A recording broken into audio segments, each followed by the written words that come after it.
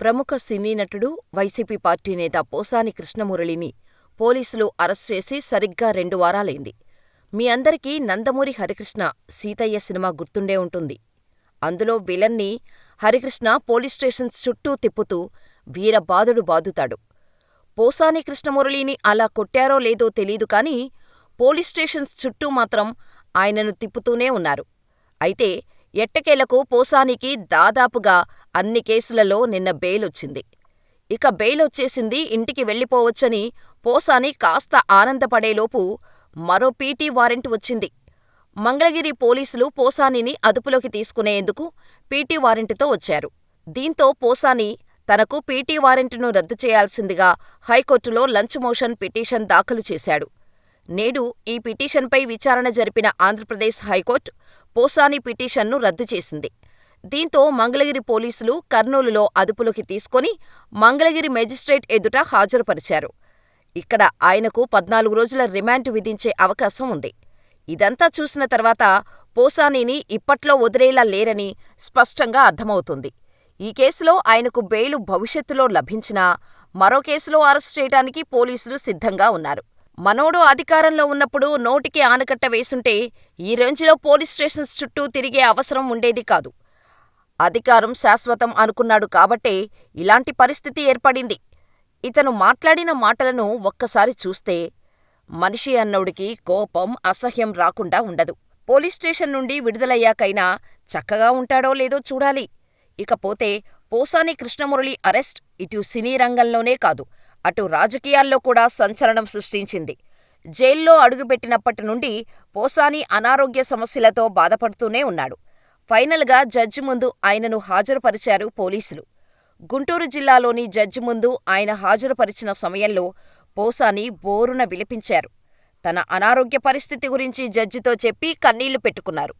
Bail మంజూరయ్యేలా చేయమని, ఈ పరిస్థితుల్లో బెయిలు రాకపోతే ఆత్మహత్యే శరణ్యమని వాపోయారు పోసాని కృష్ణమురళి. అసలు ఇదంతా ఎలా జరిగిందో వివరించారు. తనపై ఉన్న వ్యక్తిగత కోపంతోనే ఇలా తనపై ఫిర్యాదు చేశారని టీడీపీ అధికార ప్రతినిధిపై ఆరోపణలు చేశారు పోసాని కృష్ణమురళి. ఇక తన ఆరోగ్య పరిస్థితి గురించి చెబుతూ ప్రస్తుతం తన ఆరోగ్యం అస్సలు బాగలేదని, 2 సార్లు ఆపరేషన్ చేసి స్టంట్లు వేశారని జడ్జితో వివరించారు. ఇక ఇరువైపులా వాదనలు విన్న తర్వాత పోసానికి 14 రోజుల రిమాండ్ విధిస్తూ ఆదేశాలు జారీ చేశారు న్యాయమూర్తి. దీంతో వెంటనే పోలీసులు పోసాని కృష్ణమురళిని గుంటూరు జిల్లా జైలుకు తరలించారు. అలా మరోసారి కోర్టులో పోసానికి ఎదురుదెబ్బే తగిలింది. అనారోగ్య సమస్యలను కారణంగా చూపిస్తే బెయిలు మంజూరవుతున్న పోసాని మరో 14 రోజుల పాటు గుంటూరు జిల్లా జైలులో ఉండక తప్పదని తెలుస్తోంది. పోసాని కృష్ణమురళి తరపున మాజీ ఏఐజీ పొన్నవోలు సుధాకర్ రెడ్డి వాదనలు వినిపించారు. మరోవైపు సిఐడి దాఖలు చేసిన పీటీ వారెంటును కొట్టివేయాలని పోసాని దాఖలు చేసిన లంచ్ మోషన్ పిటిషన్ను హైకోర్టు కొట్టివేసింది. అలా పోసానికి అనుకూలంగా ఏ తీర్పు రాలేదు. ఇక తెలుగు రాష్ట్రాల్లో పలుచోట్ల పోసాని కృష్ణమురళిపై కేసులు నమోదయ్యాయి. అయినా దాదాపు అన్ని కేసుల్లోనూ ఆయనకు బెయిలు మంజూరైంది.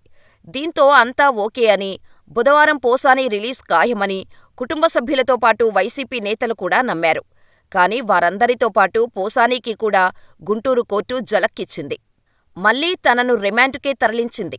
ఒకవేళ గుంటూరు కోర్టు నుండి పోసాని కృష్ణమురళికి బెయిలు మంజూరైనా మరో పోలీస్ స్టేషన్ నుండి పోలీసులు వచ్చి పీటీ వారెంటుపై పోసానిని అరెస్ట్ చేసే అవకాశాలు చాలానే ఉన్నాయి. ప్రస్తుతం ఉన్న పరిస్థితులు చూస్తుంటే పోసాని ఇంకా ఎంతకాలం ఈ జైలు జీవితాన్ని గడుపుతారో క్లారిటీ లేదు. ఒక దగ్గర బెయిలు మంజూరైనా మరొక దగ్గర ఆయన కోసం పోలీసులు ఎదురుచూస్తూనే ఉంటారు అనే పరిస్థితి ఏర్పడింది. ఈ విషయం ఆయనకు కూడా క్లారిటీ వచ్చింది కాబట్టి బుధవారం గుంటూరు కోర్టులో హాజరైనప్పుడు ఆయనకు ఎలాగైనా బెయిలు మంజూరు చేయమని కంటతడి పెట్టుకున్నారు పోసాని. అయినా ఆయనపై సెంటిమెంటు వర్కౌట్ అవ్వలేదు.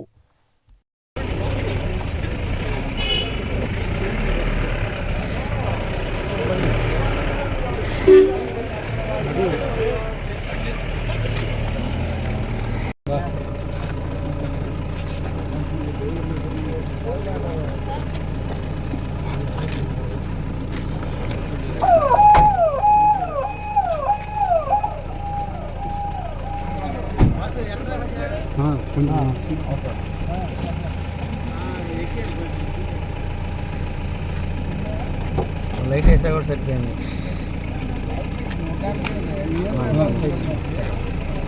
లేదు జస్ట్